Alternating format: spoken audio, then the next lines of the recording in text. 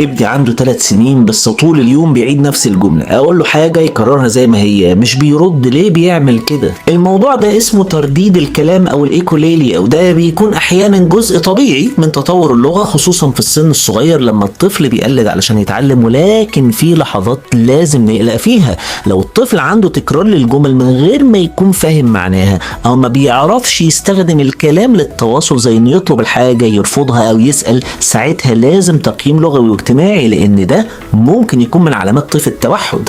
نصيحتي هي راقبي هل الطفل بيفهم الكلام ولا لا، هل بيستخدم كلمات جديدة، هل بيطلب حاجاته ولا بس بيكرر ويمشي. لو في شك التدخل المبكر بيفرق جدا. انا دكتور يوسف استشاري طب الاطفال، وبكره ان شاء الله هنتكلم عن طفل من نوع مختلف شوية. ابني دايما بيلعب لوحده وبيبعد عن الاطفال. تابعوني.